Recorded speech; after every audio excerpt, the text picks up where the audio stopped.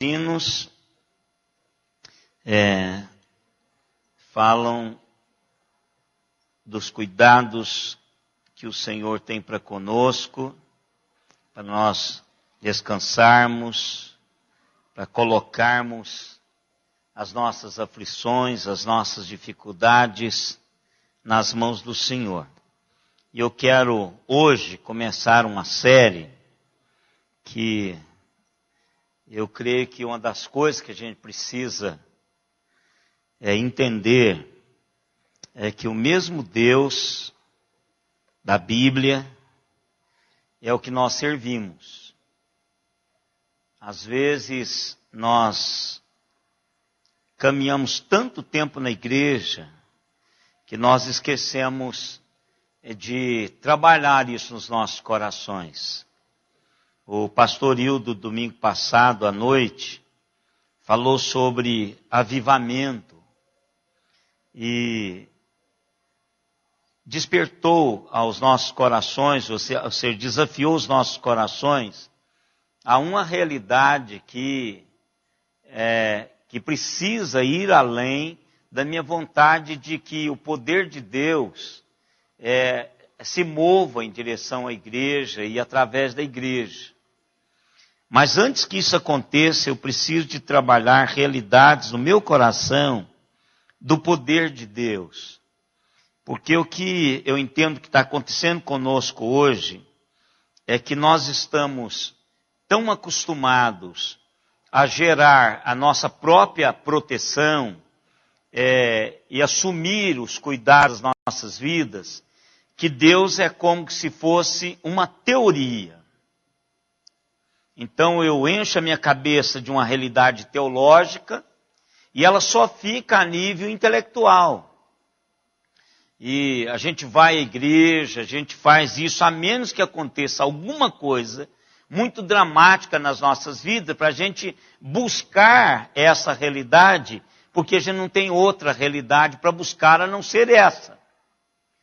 Porque a gente entende que se alguém pode fazer alguma coisa sobre um determinado assunto, esse alguém é Deus, embora eu não consiga fazer mais nada. Então, nós estamos perdendo esse lado fantástico da teologia bíblica e do Deus que move em direção a nós, e que a gente precisa voltar a conquistar isso de novo nos nossos corações. Entender que Deus é, de fato, não só o Deus dos impossíveis, mas é o Deus que faz essas realidades acontecerem.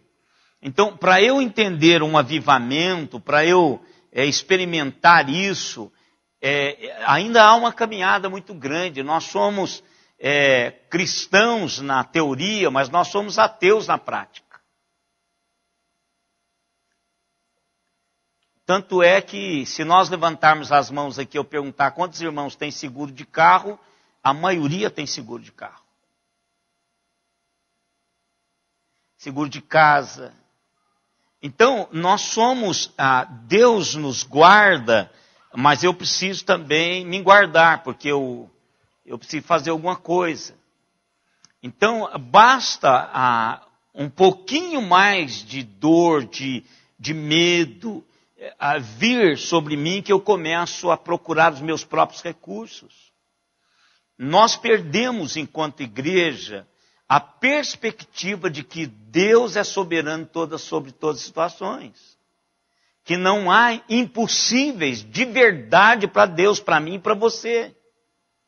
De que eu posso levar aos pés de Jesus as minhas aflições, os meus medos, as minhas fobias, as minhas angústias, as minhas dores, as minhas enfermidades. Eu posso deixar isso nas mãos dele.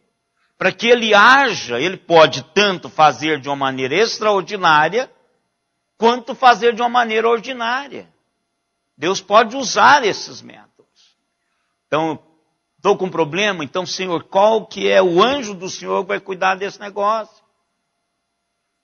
Então, eu preciso estar, ou o Senhor vai cuidar pessoalmente. Então, eu preciso saber que ele vai cuidar de alguma maneira. E ele vai interferir. E a maneira como ele fizer vai ser a maneira que vai glorificar o seu nome e vai dar a mim um chão de fé para continuar caminhando. Eu queria conversar com os irmãos, abrir esse tema.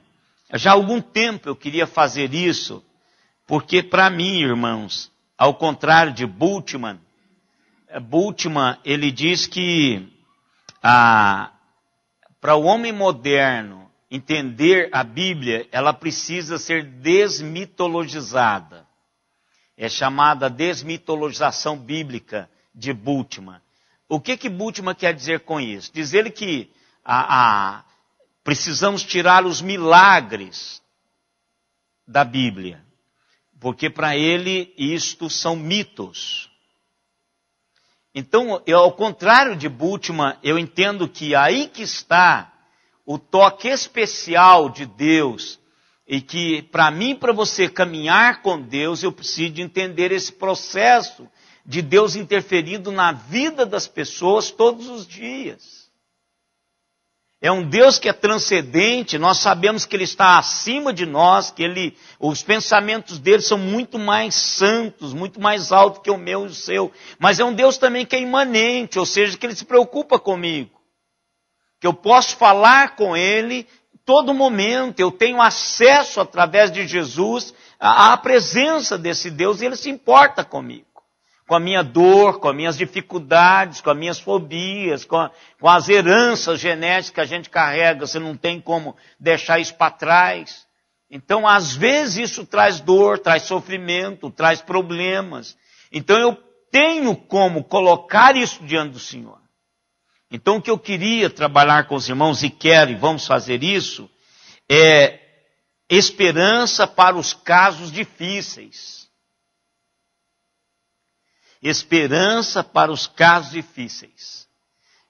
Vai ser uma série expositiva, examinando alguns dos casos desesperados na Bíblia.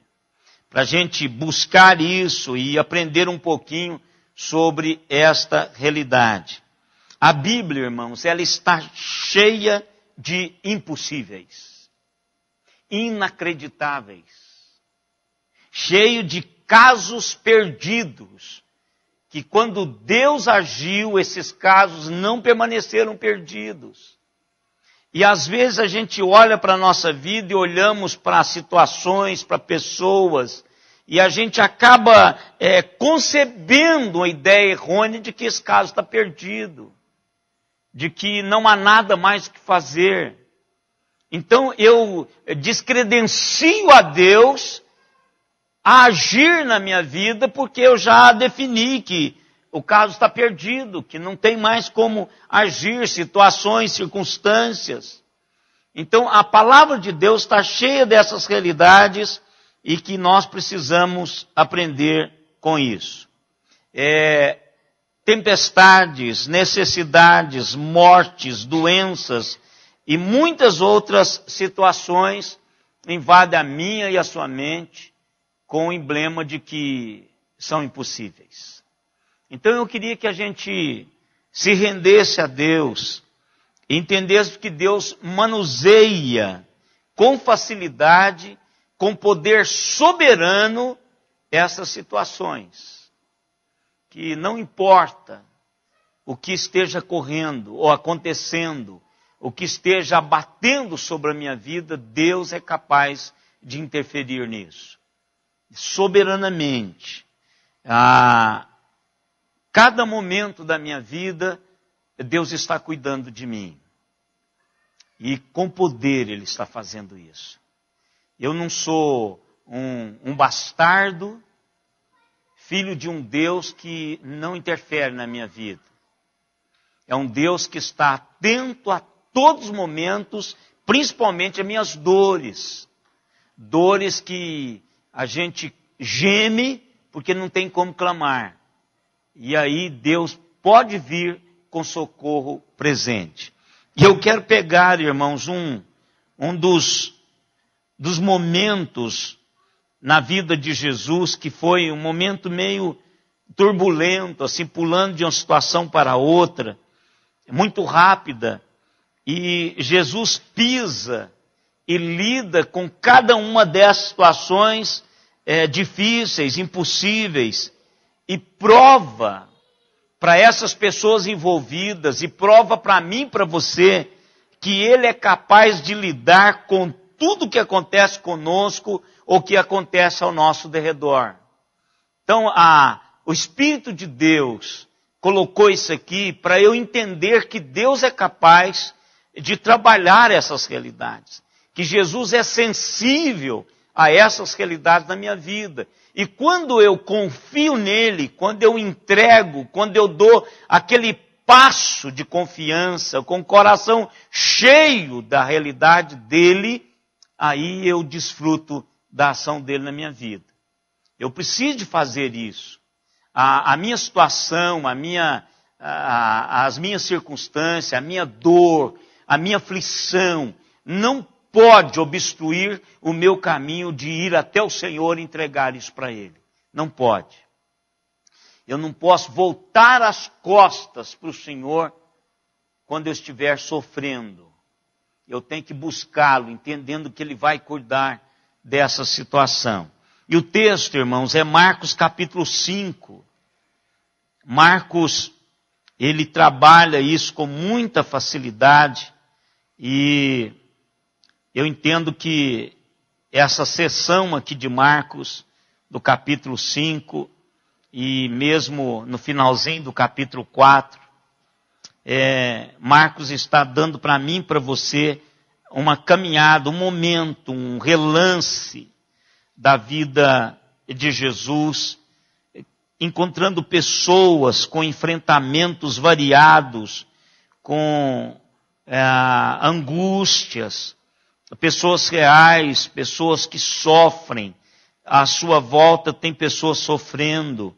Em várias situações, Marcos coloca-nos em contato com Jesus. E eu quero conversar com os irmãos a partir do verso 24 até o verso 34. Esse texto é conhecidíssimo e eu gosto de trabalhá-lo. E eu já há algum tempo queria dar um estudo sobre esse texto sem estar pregando. Porque uma coisa é você estar lá em cima levantando uma tese e defendendo-a no decorrer da mensagem. Outra coisa é quando a gente senta e começa a conversar sobre a situação. É totalmente diferente. O estudo de quarta-feira é diferente do culto à noite, não é? Então aqui a gente pode mastigar um pouquinho mais, não há necessidade de terminar, não é? A gente para até onde chegou, começa na próxima quarta-feira, você vai para casa, começa a mastigar aquilo.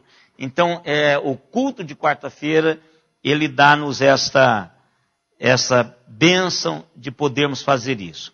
Vamos ler, irmãos, alternadamente, do verso 24 do capítulo 5 de Marcos até o verso 34. Jesus foi com ele, foi com Jairo para a casa dele, porque ele implorou a Jesus que fosse até a sua casa, e porque a sua filhinha estava à morte. Jesus foi com ele, e grande multidão o seguia, comprimindo-o.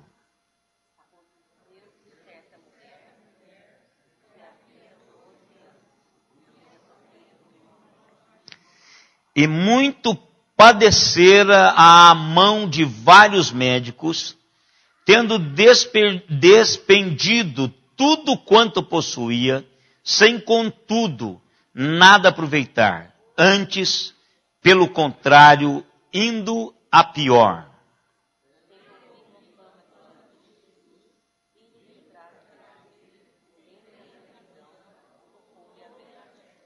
Porque dizia: se eu apenas lhe tocar as vestes, ficarei curada.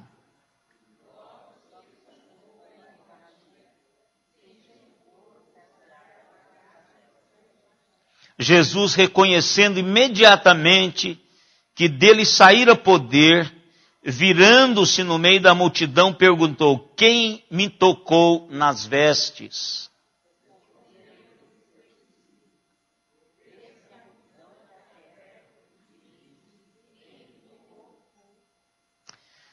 Ele, porém, olhava ao redor para ver quem fizera isto.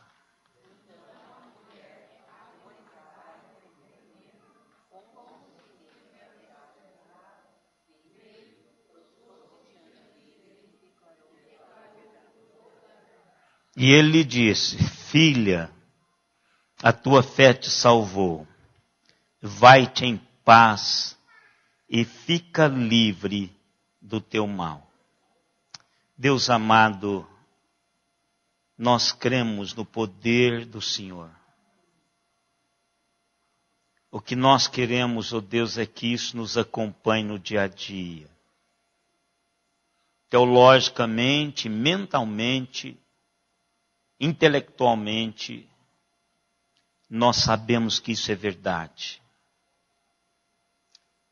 Mas na hora, ó Deus, de trazer isso para a praxis vivencial do dia a dia, muitos de nós têm dificuldades. Por isso, ó Pai, a nossa oração nessa noite é que Teu Espírito Santo mova o nosso coração em direção ao Teu coração, para que possamos, ó Deus, sair daqui convictos pelo Teu Espírito Santo de que isto é praticável no dia a dia. De que esse poder soberano está disponível para aqueles que Te amam, para aqueles que Te temem, para aqueles que são chamados segundo os Teus propósitos. E nós, ó Deus, fazemos parte da Tua família e queremos que isso nos acompanhe. Mejamos, ó Pai, uma manifestação coletiva do poder do Senhor, como ouvimos domingo passado. Que os céus se fendam e o Senhor desça com poder. Queremos ver isso. Mas, ó Deus, nós queremos ver isso na nossa vida, no nosso dia a dia, nos nossos enfrentamentos individuais, íntimos, nas nossas dores, nas nossas situações, nas nossas tristezas, nas nossas lutas, nas nossas ambiguidades. Venha, ó Deus, em nome de Jesus, e capacita-nos a levarmos isto para casa e praticarmos isto. Te pedimos, ó Deus, porque do Senhor nós precisamos. Em nome de Jesus. Amém. Amém. Como eu disse, irmãos, esse capítulo ele traz essa divergência de momento. Primeiro, uma tempestade. Essa tempestade lá, que está lá no finalzinho do capítulo 4, Jesus dá aos seus discípulos uma ordem para que eles pudessem atravessar a margem e ir para outro lugar. E nessa obediência acontece uma tempestade. Quer dizer para os irmãos que essas circunstâncias das nossas vidas, elas vêm à minha e à sua vida até quando a gente está sendo obediente, até quando a gente está dentro da vontade de Deus, isso vem à minha e à sua vida. Então, o primeiro ponto é esse. Porque às vezes o primeiro questionamento meu e seu é o seguinte: agora que eu comecei a enganjar, agora que a minha vida começou a fluir com Deus, por que isso acontece logo agora? É uma das perguntas que a gente faz. Até porque, irmãos, nós não caminhamos bem com situações difíceis.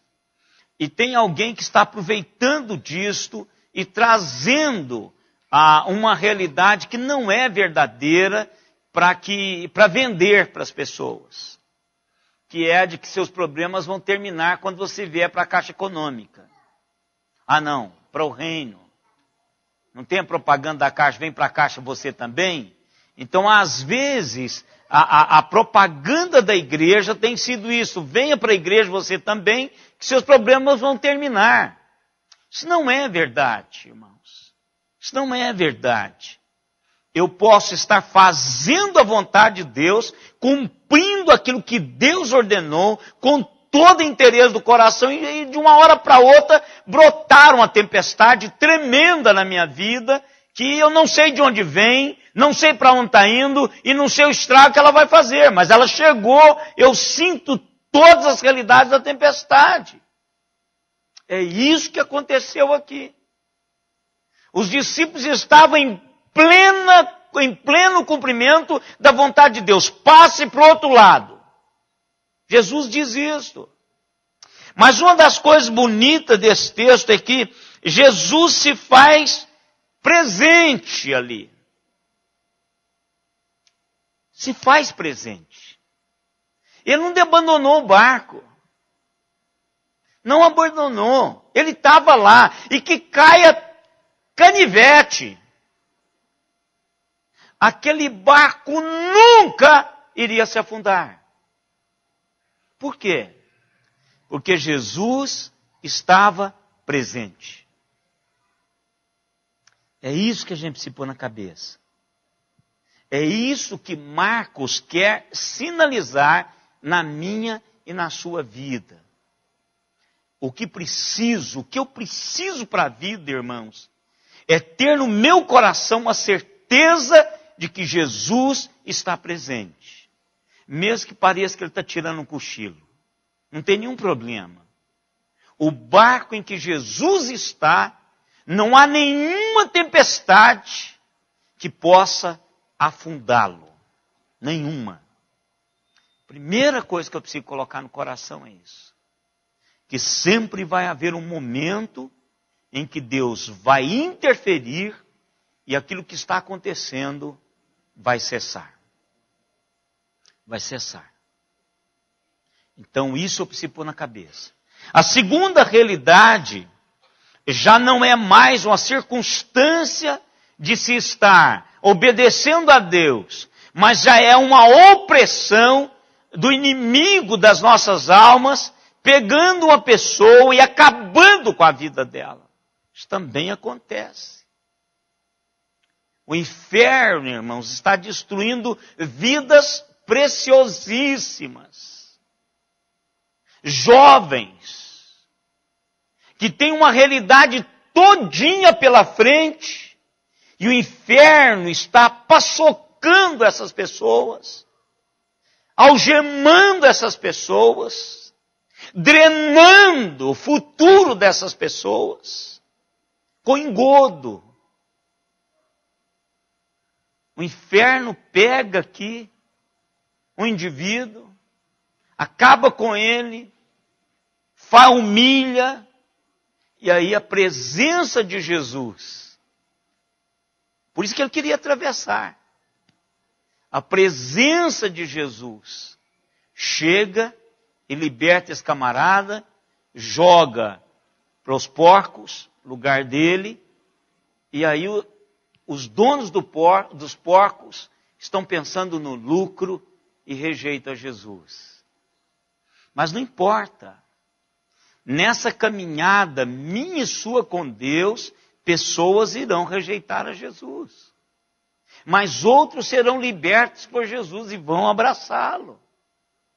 Essa é uma caminhada minha e sua. E o inferno vai de alguma maneira tentar trazer algum prejuízo à realidade de Deus. Na terceira realidade, aqui aparece um homem que tudo estava bem, é um camarada que tem um status na sociedade, é alguém que tem uma projeção na sociedade, mas ele está com um problema. A sua filhinha foi desenganada. E pela a vivência dele, ele sabe que aquela menina, se não houver uma interferência maior na vida daquela menina, ela vai morrer. E ele já conhece acerca de Jesus. Ele já ouviu falar de Jesus. Então o que ele faz? A primeira coisa que ele faz é pegar esse Jesus e colocar dentro da sua casa. Porque com Jesus lá, ele pode interferir numa situação real de doença. Todos nós já passamos por doença. Todos nós. Não tem ninguém aqui que não tenha passado por momentos difíceis nas suas vidas. Alguns até quase a morte. Outros nem tanto. Mas nós sabemos o que é doença. E quando os nossos filhos adoecem, a gente perde a razão, a gente começa a ficar maluco, principalmente quando eles não dizem o que tem, não sabem o que tem, e a gente não sabe o que tem, e às vezes sabemos o que tem, e sabemos que aquilo vai levá-los à morte. Então o que ele faz? Corre atrás de Jesus. Convence a Jesus, prostra-se aos pés de Jesus, fala a Jesus sobre a sua filha. Jesus decide ir para resolver o problema.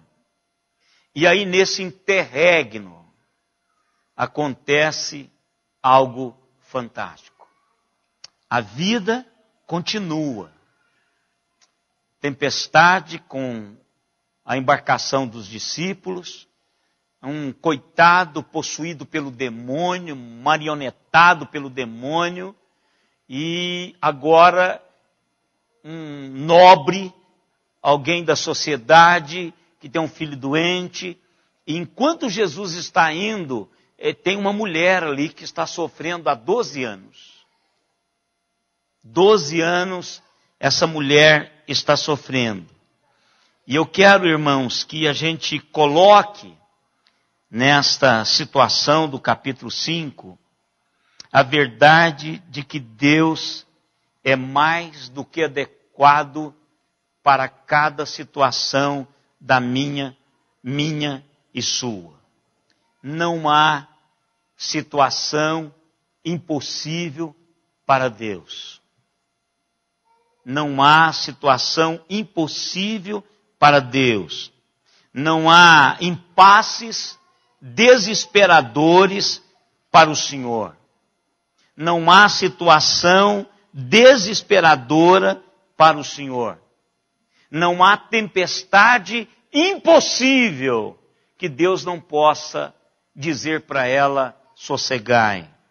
Seu pecado não é imperdoável. Seu pecado não pode mantê-lo o tempo todo algemado se Jesus interferir. A sua doença não é incurável. Deus pode interferir poderosamente e trazer cura de uma maneira ordinária ou de uma maneira extraordinária. Seus entes queridos não estão perdidos irremediavelmente. Há possibilidades de salvação para a vida deles a partir do momento que abre os seus corações para o Senhor. Nada é impossível para o Senhor. Nada. E o Senhor está indo para a casa de Jairo. Está indo e ele já sabe no seu coração o que vai acontecer lá. E no caminho para a casa de Jairo, ele tem um mundo de pessoas à sua volta, que o texto chama de grande multidão, que eram muitas pessoas. Imagine vocês esses eventos na vida de Jesus e, por exemplo, por que é que os gadarenos, os gerazenos, estão atrás de Jesus? O que aconteceu? Aquele jovem que está mais próximo de Jesus, glorificando a Jesus. Então isso vai criando uma certa situação de fama. Todo mundo quer saber por quê. O que está acontecendo? Para onde Jesus está indo? Para a casa de Jairo. O que ele vai fazer lá? Não, ele vai curar a filha dele. Então as pessoas, nós somos assim. Há uma taxia, uma atração natural quando nós descobrimos que alguma coisa espetacular está acontecendo. A gente para por causa de um acidente. Se a gente vê uma moto quebrada e alguém deitado, a gente quer saber se houve vítima, se foi fatal. A gente quer saber disso. Então, essas pessoas não são diferentes de nós. Então, a multidão estava acompanhando Jesus exatamente por causa desses eventos. E aí aparece no cenário uma mulher, primeiro pobre, fraca, tímida, que morrendo, que estende a mão e toca Jesus. Quando ela tocou a Jesus, a sua vida foi instantaneamente, completamente, permanentemente transformada. Eu tenho certeza, irmãos, que eu e vocês, nós precisamos todos os dias de saber disso. Porque nós somos expostos, quando não para nós mesmos, outras vezes para outras pessoas, a situações em que requer de nós acreditarmos nisso. Que Deus precisa agir radicalmente para acontecer uma mudança e uma transformação na vida. E eu preciso acreditar que estas transformações podem acontecer. Eu chamo isso de fé. Eu preciso acreditar nisso. Não é como pastor. Talvez, para mim, pesa um pouco mais. Como que assim, é o meu trabalho, eu sou pago para ter fé. Esse estigma de que a minha fé, ela é profissional. É uma fé que carrego com meu diploma de teologia, que eu carrego com a minha função pastoral. Mas eu quero dizer para os irmãos que a minha fé, ela é pessoal, independentemente de se ser pastor ou reverendo. Eu creio, eu carrego isso no meu dia a dia. Mesmo às vezes que eu não me estou representando oficialmente, com o estigma de que eu deveria carregar fé comigo para todo lado que eu vou. Mas eu preciso de entender que as transformações na vida das pessoas podem acontecer. Um toque do Senhor pode mudar tudo. E nós precisamos aprender isso. E por isso, irmãos, que eu quero esmiuçar, essa é a palavra, a vida dessa mulher, e para a gente entender o que de fato estava acontecendo com ela. Primeira realidade é a sua aflição, que está no verso 25. O texto diz que aconteceu que certa mulher, que havia 12 anos, vinha sofrendo de uma hemorragia. Aonde estava essa hemorragia? Ela não estava sangrando pela uma artéria, era um fluxo menstrual que não cessava. Essa era a opção dela. O que causou a causa dessa hemorragia, o texto não diz. Mas o fato é que essa mulher estava doente. E o verbo usado aqui, que vinha sofrendo de hemorragia, era um fluxo ininterrupto de sangue. Era algo que ela não tinha controle e não tinha como estancar isso. Então, hoje já tem injeções, tem um punhado de coisa, tem aí os absorventes fantásticos que não incomodam, etc, etc, etc. Mas essa mulher nessa época não tinha isso. Ela carregava essa aflição no seu coração, na sua vida, em todo o tempo. E por 12 anos. Imagine vocês, 12 anos menstruando continuamente. Essa mulher, ela carregava essa aflição no coração. Olha o verso 26, que aponta para nós não só a sua angústia, mas aponta para nós também o seu sofrimento, a sua aflição física. Que para mim é algo que incomoda, algo que gera. Se a gente tem uma dorzinha de cabeça, você já fica chutando a porta, nervoso, quer falar com ninguém, tem uns que trancam no quarto, apaga a luz, não quer atender telefone, não faz nada, uma dorzinha de cabeça, assim, que vai passar com um analgésico, qualquer coisa. Agora você imagina essa mulher, todo santo e bendito dia, ela não iria conter e parar isso. E veja o que aconteceu no sofrimento físico dessa mulher.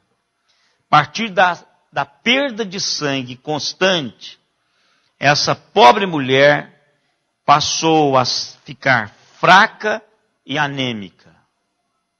Primeira coisa que acontece, uma perda de ferro altamente, qualquer um de nós, começarmos a perder muito sangue, primeira coisa, a gente empalidece, nós ficamos anêmicos e fracos, nem força para fazer nada. Vai lavar um prato, vocês são uma preguiçosa, né? Não, é porque ela não consegue fazer nada. Palidez, característica da doença, não tinha nenhuma energia para fazer nada, ao menor esforço, ela teria uma exaustão tremenda. E o que é interessante é que lá em cima, no verso 29, há uma palavra lá que chama flagelo. Olha lá. 29. E logo se lhe estancou a hemorragia e sentiu no corpo estar curada do seu flagelo. Pestilência. Tem uma outra tradução. E essa palavra grega é como que se traduzisse por chicote. Chicote. Em outros lugares, ela é traduzida por chicote. Essa mesma palavra, flagelo, ela era flagelada, açoitada, todos os dias com essa doença. Isso é um flagelo, uma pestilência, algo que incomodava tremendamente. Pense nisso, irmãos. O hino que nós cantamos diz num dos inícios de uma das estrofes, dizendo que tem gente que tem dor muito maior.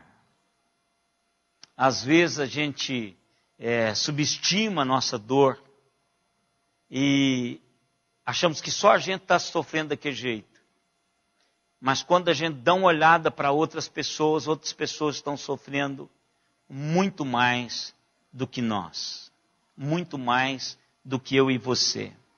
Segunda realidade, aliás, terceira realidade, é não só a aflição que ela carregava, mas a angústia física e a angústia com relação à medicina.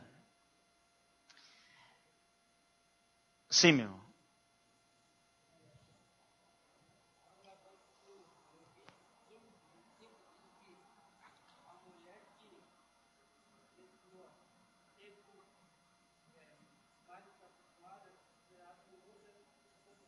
Isso, mas vamos chegar lá, guarda esse texto aí, isso aí mesmo, isso aí.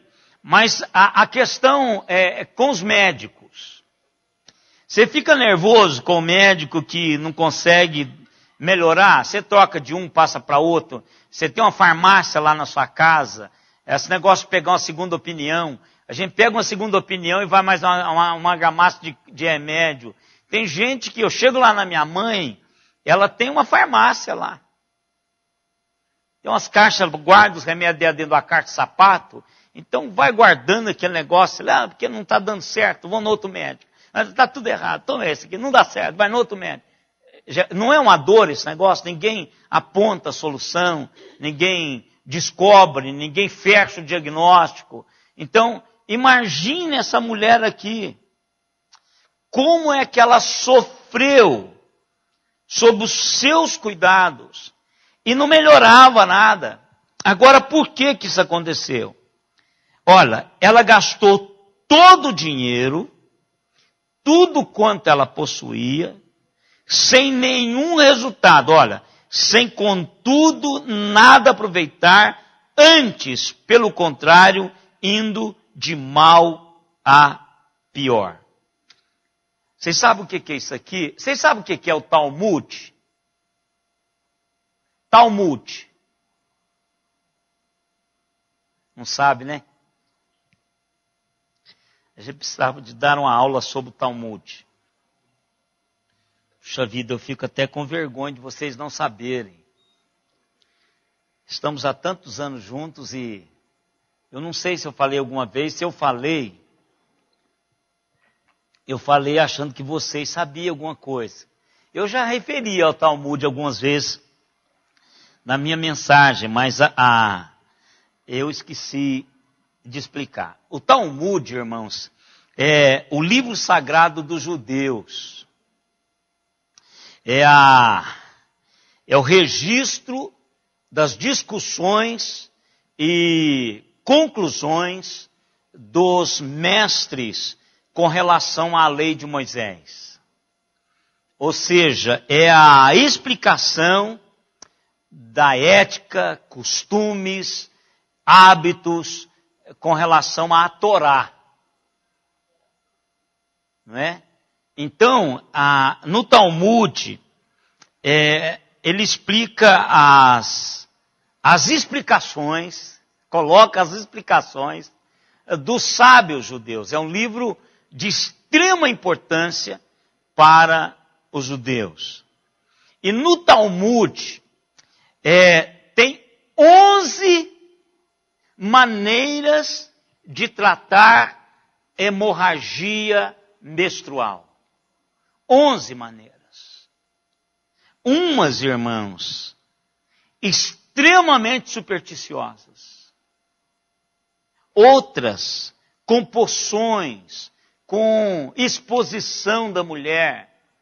Então, quando eu pego esse texto, você pode ter certeza que esta mulher foi tratada com esse negócio. Quantos aqui são mineiros? Tem algum mineiro aqui sem eu e Simone? Tem mais algum mineiro? O Samuel, o Geraldo. Gente, olha, quando eu leio isso aqui, eu arrepio a alma. Porque eu sei o que é esse negócio de chá, de crendice, de que vai fazer bem. Sabe aquele alho frito no óleo quente que põe no ouvido da criança para melhorar a dor de ouvido? Isso é coisa de mineiro. Imagine vocês o dano que faz. Olha, eu agradeço a Deus de não ser surdo. Porque isso foi despejado no meu ouvido várias vezes. Qual a criança que não tem dor de ouvido? É só levar um tempinho frio, tem dor de ouvido. E minha mãe me virava e punha aquele negócio quente com ar, e lá dentro, e punha um algodão no ouvido. Para aquele negócio ficar ali dentro, fritando o meu tímpano. Chá de quê? De quinino. Chá de borralho, de cinza. Vocês já tomaram esse negócio? Aquilo é de quadra. Aquilo é de fazer sabão. Eu já tomei esse negócio, que é bom para quando você está com um corujão. Você come demais, fez mal alguma coisa, você começa a vomitar. Então toma aquilo, que aquilo é fantástico. Pega lá um punhado de cinza, põe na água, coa aquilo e toma. Isso faz um bem tremendo. É para eu ter uma úlcera. Um negócio comendo aqui por dentro. Porque eu me lembro de ver aqui, eu estou fazendo na água. E coar aquele negócio. Você está balançando a cabeça? Já tomou isso também, Thalita? Você já, irmão Valdir? Isso é uma loucura. Alguém ia dizer? Sim. Como é que é o negócio? Você tomou chá de bolinha de cabrito para estourar o sarampo. E pôs o óleo no ouvido do seu filho. Não tem nenhum surdo, não? Irmãos, pensa. Urina de vaca. Aquele leite coalhado, o primeiro leite. Aquilo é jogado fora. Que lá dá para os meninos para curar a coqueluche. Imagina o que essa menina sofreu. Olha, para curar minha asma, irmãos, eu já tomei cada coisa que meu estômago embrulha, só de lembrar. Mas tinha que tomar, a minerada dizia, isso é bom para isso. Olha, tem um cara que já tomou esse negócio, ficou bonzinho da asma, toma. E eu, tomava aquele negócio. Por livre e espontânea obrigação, pressão, né? Então, essa mulher, irmãos, foi do mesmo jeito. Claro que isso era coisa empírica, isso era coisa que não tinha jeito, que não era algo científico, não era provado. Está lá, se você quiser se quiser ver no Talmud, para consultar. Eu nem trouxe para vocês não ficarem com mais pena dela. Todo tipo de indignidade, embaraços, que os médicos fizeram ela passar. E o que acontecia? Piorava. Porque piora mesmo. Piora mesmo. Essas coisas não funcionam. E assim muitas vezes, irmãos, são a gente ficar buscando resultados que só Jesus tem em outras coisas. Não, faz isso, se você subir a escada de joelho vai melhorar. Olha, leva esse óleozinho e passa na porta. É a mesma coisa, irmãos. Você vai ficar angustiado, pagou pelo óleo, o óleo que é ali do bar do fulano de tal, falando que trazido lá das oliveiras, lá de Israel, mas você está pagando um olhinho ali. A água é a água que a gente compra aí. Você leva para casa tomando água. Leva Jesus. Leva Jesus para casa. Fala como o Jairo fez. Eu preciso que o senhor vá lá em casa. Pronto, Jesus. A presença de Jesus é que faz a coisa acontecer. Mas vamos mais. A sua angústia social. E aqui entra aquele texto. Entra na religiosa. A social, irmãos, é que se essa mulher foi casada alguma vez, ela é divorciada. Porque era dado ao homem o direito de divorciar se a mulher ficasse com menstruação contínua. Porque não poderia ter relação com ela. Que filho? Você não podia, não tinha como. Não é? Não podia. Mas o que pode ter acontecido é que ela não casou. Que isso aqui é desde do período de puberdade dela. Que era uma mulher porque ela já estava envelhecida por essa questão da doença dela. A vida dela estava sendo drenada pela própria realidade dela. Outra coisa, ela não podia trabalhar, porque ela não podia entrar em contato com outras pessoas, porque ela poderia contaminá-las. O que isso reduz? Reduz essa mulher numa mendicância, como uma leprosa. Por quê? Excluída. ela ficou à margem da sociedade, ela não podia trabalhar, ela não era casada, os pais não poderiam tê-la em casa, porque o ambiente ficaria contaminado. Então ela era à margem da sociedade. Aos olhos de todas as pessoas que estavam em volta dela, ela não era melhor do que um leproso. Porque tudo que tinha que entregar a ela, tinha que entregar sem tocar nela. E ela tão pouco poderia tocar nas pessoas. Então, socialmente, ela era uma excluída. Estava à margem. Sua vida emocional. A gente não tem nem como falar da vida emocional dela. Solitária, isolada, desamparada, sem amigas. Ela não podia sentar, gente, em lugar nenhum, ela contaminava. Todo mundo sabia que aquela menina, que aquela mulher, ela tinha esse problema, ela foi estigmatizada. Ela não podia fazer nada. E a vida religiosa dela? Aí entra exatamente o que você leu, meu irmão. Levíticos 15, 24 a 25 e 27. Também o 19. O verso 19. Leia o 19 também, meu irmão. Ela era considerada impura. Pode ler, meu irmão.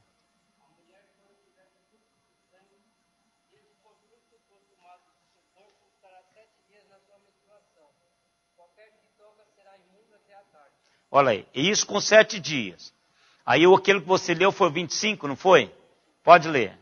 Também a mulher, quando manar fruto do seu sangue por muitos dias, fora do tempo da sua menstruação, ou quando tiver fruto do sangue por mais tempo do que costumado, todos os dias de fruto será imunda, como nos dias da sua menstruação. Olha aí, então ela está há 12 anos considerada como imunda.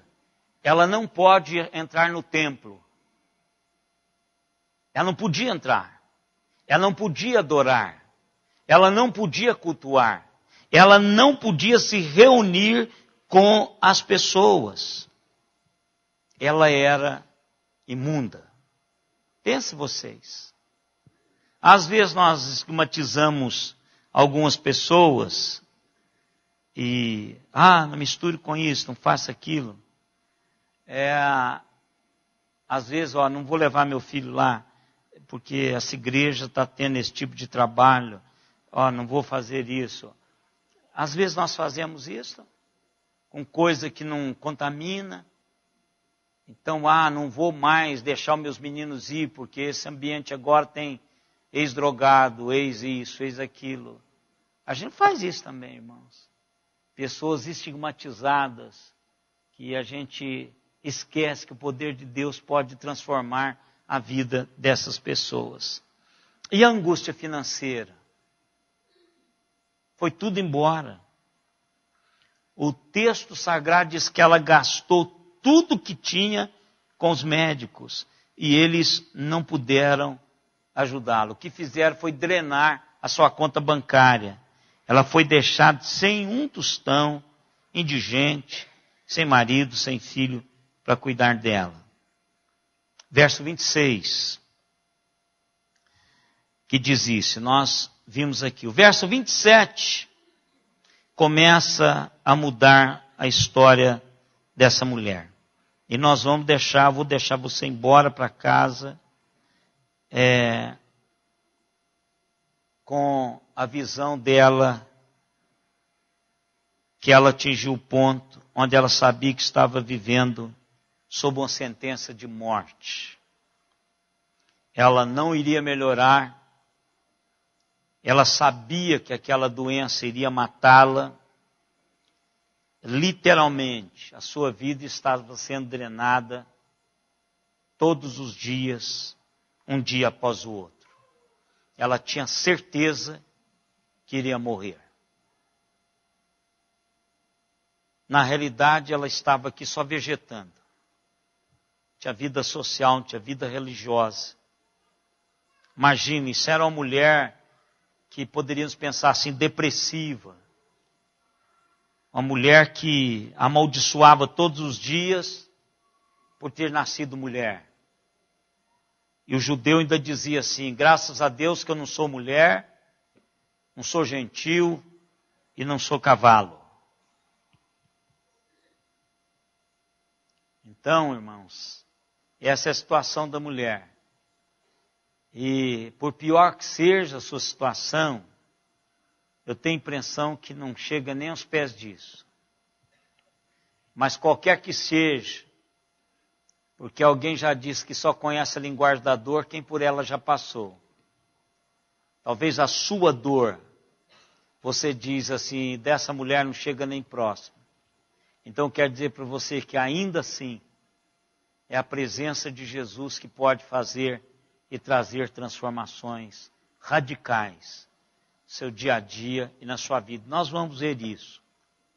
O que fazer e como é que essa mulher conseguiu essa realidade. Que até esse momento ela está colocando no seu coração. É morte na certa. Às vezes nós estamos com os nossos quadros dizendo assim, não tem saída. Eu já ouvi isso muito, irmãos. Pessoas dizendo, olha, caso perdido. Não tem mais como remediar esse negócio. Quanto menos medicar. Então vamos pensar nisso. Quem sabe Deus vai colocar. Obrigado, querido. Quem sabe Deus vai colocar na sua vida alguém nessa semana e você vai lembrar que você precisa ser o representante de que há um poder que nada é impossível para ele. Deus soberano pode agir e trabalhar suas situações dos outros. Às vezes não é só para nós, é também para aqueles que a gente convive com eles.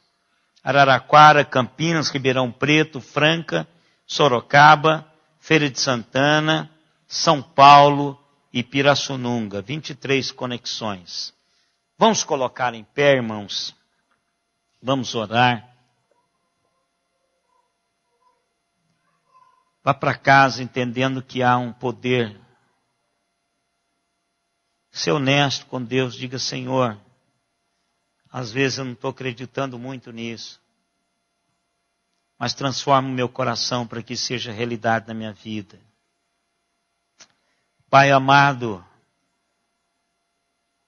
até para isso, Deus, nós não somos suficientes sozinhos. Teu Espírito Santo tem que convencer-nos dessas realidades. E a nossa oração é que o Senhor nos ajude, para que este poder seja um poder que ande conosco, porque o Senhor está presente nas nossas vidas. E aonde o Senhor está, estas realidades serão evidenciadas. Pai amado, nós precisamos do Senhor.